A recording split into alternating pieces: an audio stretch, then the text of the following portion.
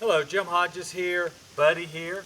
Buddy is a 1-year-old lab rescue that came for our residency program.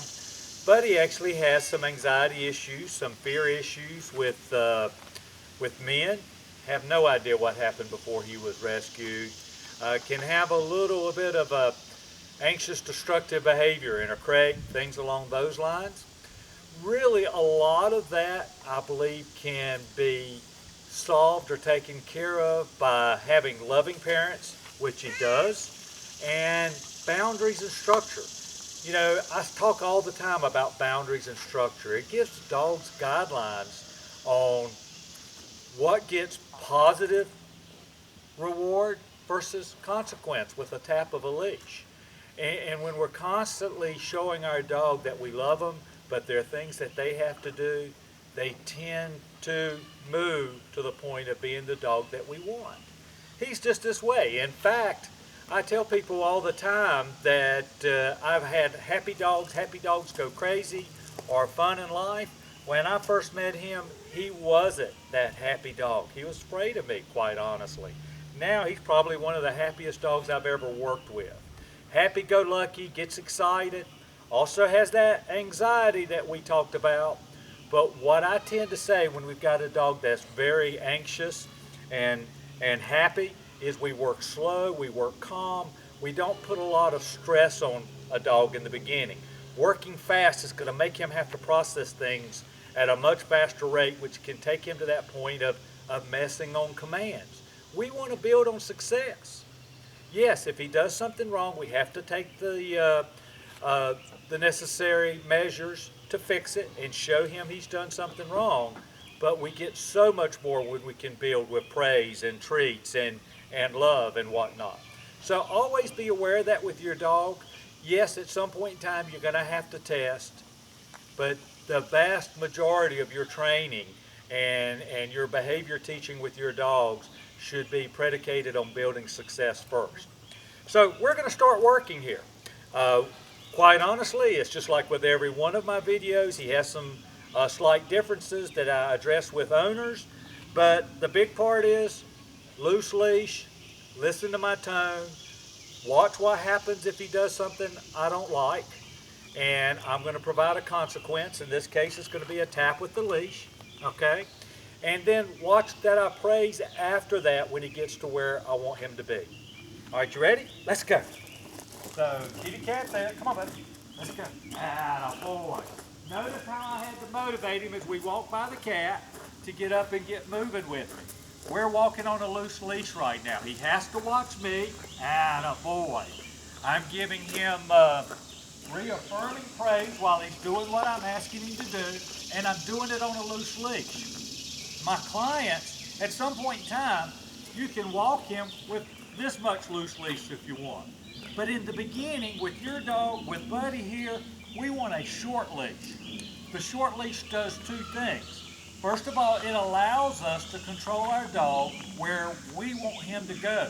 So he learns that his job in the beginning is to be right here by us when we're walking. Second thing it does is it prevents him from getting distracted, from leading the walk, or for not being able to focus on us, because with a short leash, we're right here. And now we have cats coming out of the woodwork. It always happens. So let's go. Now, if he didn't start walking with me when I started to go, I would have encouraged him, come on, baby, let's go. Or I might have even tapped up on the leash. When I tap on let's go, we're tapping in the direction we want him to go. Good boy. When I stop, when I meet someone on the street, when I'm at home and someone comes in, he is never ever allowed to pull on a leash again. It has to be loose. So if I'm sitting here and he wants to go over there, so many clients and so many people will allow their dog to walk them over there and they follow. That's not good. We're standing our ground. If he starts to pull, we're going to tap the leash back to us. Just to give you an idea. Tap, tap, tap. See how he starts to give a little bit?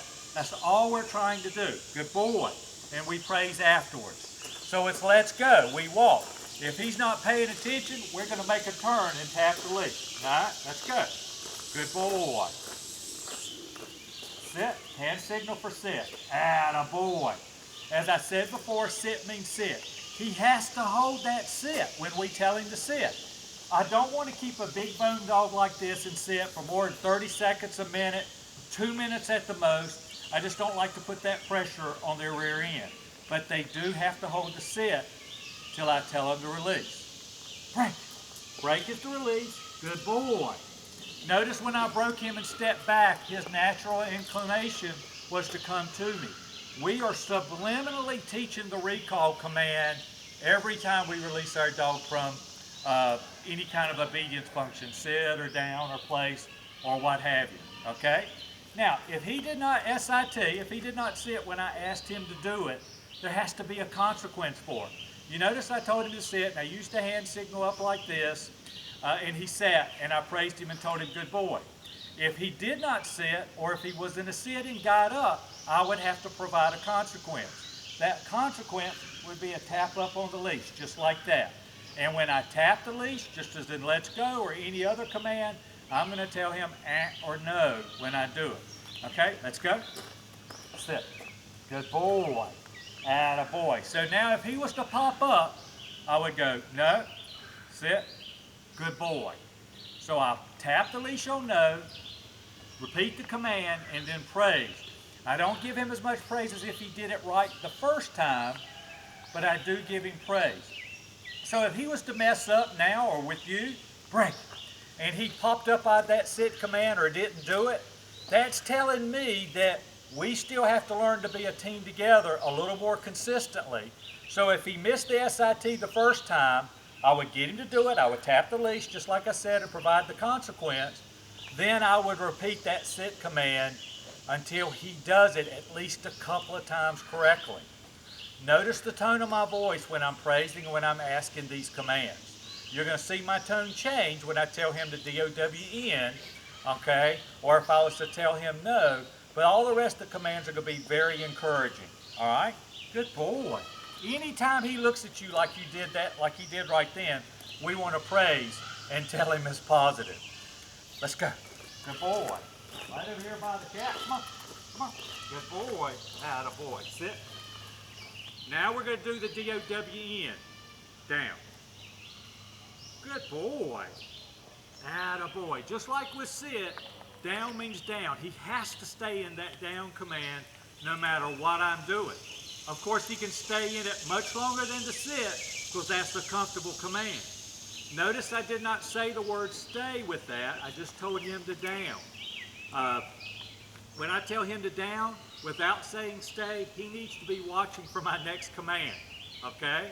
He needs to be paying attention. He's not going to smell. He's not going to roll over. If he was to smell or roll over, it would be a tap of the leash, no, down, okay? Good boy. So, just down by itself means he needs to focus. If I was to come and say, stay, open palm towards his nose, that means pack your bags, you're going to be there a while. Then I would allow him to smell.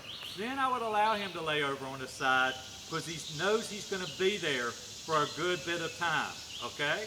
But just normal sit, normal down, he needs to be watching for the next command until I release him. I can release him by the BREAK, or we can go into another command. Very important. Now, if he does not DOWN, if he does not down, or if he gets up, we're going to tap the leash towards the ground. Sit is up, down, no, down. Again, the tap of the leash is not designed to intimidate, dominate, break his spirit, or hurt him. It's only designed to get his attention and let him know that we're physically and mentally his leader, that we control all the shots and he must do it. Remember again, this is the second time I said, if we do bite him, as soon as he performs the command, we're going to provide like praise afterward, okay? So you notice I did my hand like this. This is the hand signal for down from in front. Right, let's go. Now we're going to, good boy, sit. Now we're going to do it from the side. Down. Attaboy. Good boy. Hand signal from the side. DOWN. Same rules as before. He has to hold that down until we release him. He is not a dominant guy. He's a good guy. He's a willing guy. But I believe that with any dog that we bring home that we're trying to be the leader, it's important to put him in a down every day. In fact, I would go so far as to say down, S-T-A-Y, for about 10 minutes a day in the first few weeks, couple of weeks. That shows you, when we tell our dog to down, that we're demanding something that he is the most resistant to do with the vast majority of dogs, and that he must do it. Say, for example, I had him in this down, and I'm standing out here talking to you or someone, and he got up and walked over here to me, or he walked over to the cat. I would immediately get him and tap the leash, like with the let's go, in the direction we want him to go in. No, no, no, no, down, good boy, and then I'd go right back to where I was. We do not want him to gain an advantage from breaking a command, okay?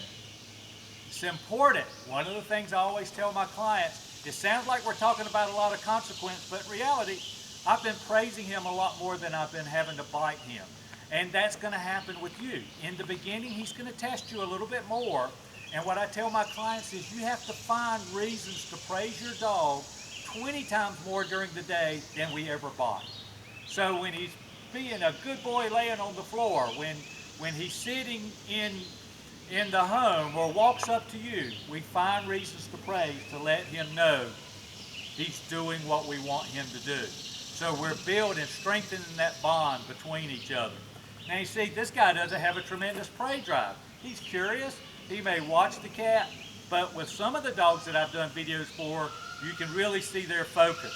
He's not a guy that's going to be looking to attack a squirrel or a bird or a cat right off. It's going to get his attention, but he's not crazy about it, at least at this stage of his adolescence. Because like I said, he's just a little over a year old. Right, let's go. Atta boy. Good boy. Now, treats. Treats are wonderful things. When we're teaching a dog to do, nah, get your nose off the ground. That's a pet peeve of mine. When I'm working with a dog, I don't want them to put their nose to the ground. Why? Because then we start looking for stuff to pick up off the ground, or smells that get my attention, get his attention, to my detriment. When we're working, I want our dog to pay attention to us, okay? Treats are a wonderful way to tell our dog that they're behaving. In fact, they're a wonderful tool to teach new commands. I tell people to use the treat for the come command as much as you want in the beginning, because we have to teach the on-leash and the off-leash come command. But when I give a treat, I always give a treat and praise and pet at the same time. I want treat or toy, praise, verbal and physical, to be synonymous with each other. Right, let's go. Sit. So now I'm going to do that COME command. Good boy. So the COME command is going to be just like this. Come. He comes, he sits right in front of me. I'll give him a treat. Good boy. Let him know that he's a good boy. Notice I didn't praise till he sat, because on my on-leash recall, he comes and sits. And he has to hold that sit until I release him. You see he's chewing this. I've got a new treat that I am trying. It's a sweet potato chew that I cut up in pieces because I want to see how well that works with a dog.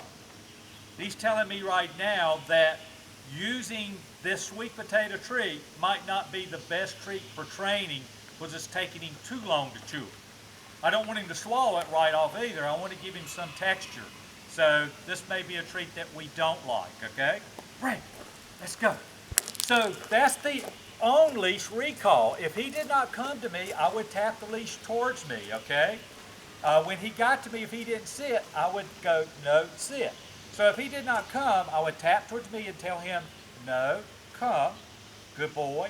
And then if he didn't sit, when he got to me, it'd be, no, sit, good boy, okay? Then the next thing I start to do to get set up for the off-leash is, let's go. I try to get him not paying attention to me. Notice I'm getting a treat. No sweet potato this time. Come on, boy. Come. Good boy. A little bit different treat. I think he's going to be able to get that a little bit better. That's chicken. Break. Good boy. So that's how we start to do. When our dog's not paying attention to us on leash, we come out of the blue and give him that COME command. If he didn't do it, we would tap the leash towards us. But when he does come to us and sit, we give him a treat. We give him a reward. We want him to know that coming to us is one of the best things in the world. Okay?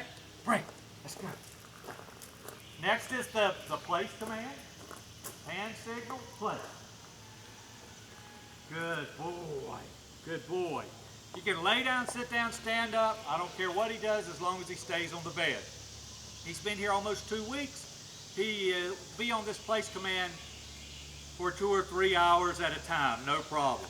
He loves our elk antlers, so I'll give him a chew toy, our elk antlers, as long as we can supervise, and that allows him to pass the time of day. He doesn't have to be rigid. He could stand up right now, and as long as he didn't go off the bed, I am happy. Okay? He could roll over and go to sleep. As long as he doesn't come off the bed, I am happy. But if he got up, and at some point in time, what you would do, and we always use our leash to begin with, we walk off and we start doing the things that we need to do in our house, but we're watching him. Because as soon as we walk off and home, he's going to get up. And when he gets up and starts to walk off, we've got to go get him. We have to use the leash because that's the way of catching him, by stepping on it if we need to. We pick up that leash and we take him back. No, no, no, no, no. Place. Good boy. We're tapping him this way towards the bed. Praise him even after the consequence. And then we immediately go back to where we were supposed to be in the first place. Our dogs need to understand they cannot break a command to get to a cat or to get to us when we've got them on an island, so to speak. Very important. They love the place command. They're really good with it. Right. Let's go. So now we have the load up command. I believe that we should, if we want our dogs on our furniture, we give them a command. If we're to load them into a car, we give them a command. We don't let them carte blanche just to go jump into the car unless we give a command to them. We don't allow them to go in our bedroom and just jump on the bed unless you truly want that to happen. I believe there should be boundaries unless we command them to do it. If we've got a dog that's shows any kind of dominance or strong alpha capability, we're just asking for trouble as we move through life. Okay, same as play. Hup. Good boy. He's up on it. Whoop. Hup. Good boy. Right. Now notice his back leg fell off there. If he had scratched it up or something like that, I wouldn't say, oh baby, poor boy. You notice? I just said, no, hup, get him right back up. Anytime a dog shows a little bit of anxiety or fear, we don't try to soothe him, okay? We're actually, when we're doing that, we're rewarding that behavior. And he's going to be more apt to go into that unsettled position more often when we pay loving attention to it, okay?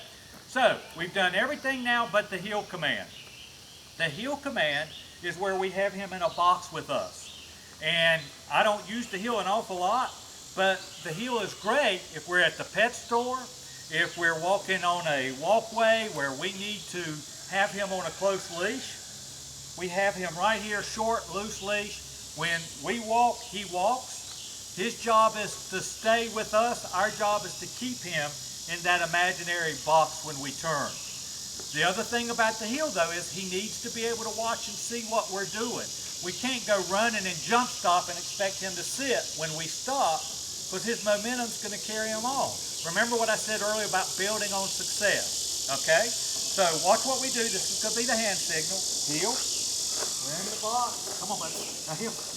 Tap him up. Stop. Sit. Loose leash. Good boy. And just like with the sit before, he has to hold that sit when we stop. Go. Heel. Come on. Turn the opposite way. Straighten back up. Now heel. Come on. Good boy. Atta boy. So notice, break. When we're doing the heel with him, and even with the let's go, I've had to motivate him to get him moved up. Could be he's just had breakfast. He's already worked a little bit this morning.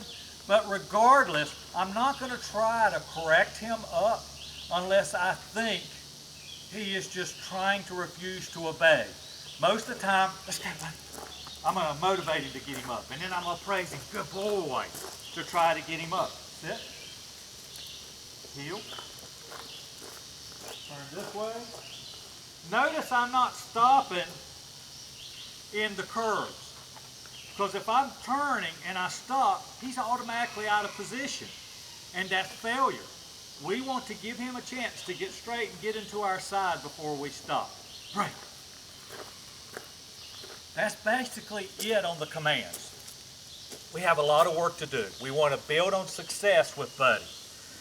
If he does something wrong, we want to stay positive in our outlook, but we want to try to repeat that command till he does it at least 2 to 3 times correctly in a row.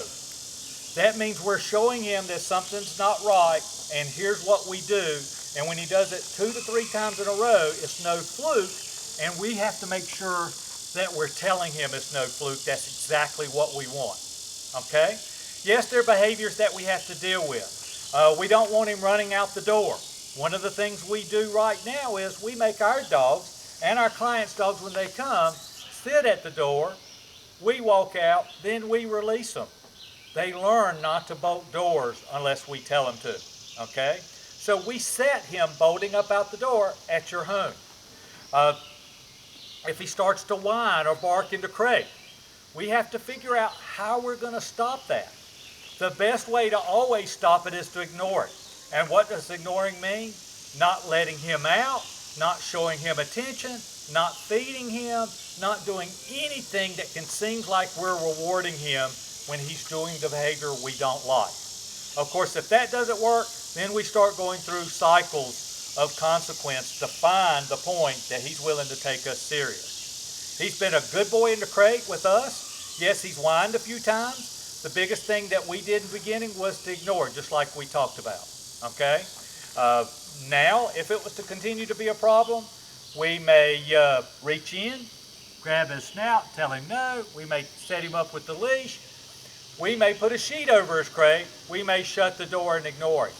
But the best thing that's worked for him is just ignoring it, and then when he is quiet, telling him he's a good boy. JimHodgesDogTraining.com, Facebook, Jim Hodges Dog Training. Type it in the search in. I'm here for you. I'm here for anyone that I can potentially help. With Buddy and any of my residency clients, you've got work to do. You have to stay behind this. You say what you mean what you say. But if you'll commit the next 4 to 6 weeks with making him do the things that we ask in an upbeat way, okay, he's going to learn and he's going to get where he needs to be. With him being a puppy, you have to realize that there are going to be tests during life as he gets older and more mature, especially if we're not being consistent with the things we ask. I'm always here for you. You know, any of my residencies, I will do follow-ups for free as long as you come to me, or if we need to do something at a park or something, I don't mind. But I want you to be where you need to be with, in this case, your dog or Buddy, so that you're all a happy family together. Thank you so much. Thank you for adopting this guy when he needed it. 336-945-3232. Take care. Right.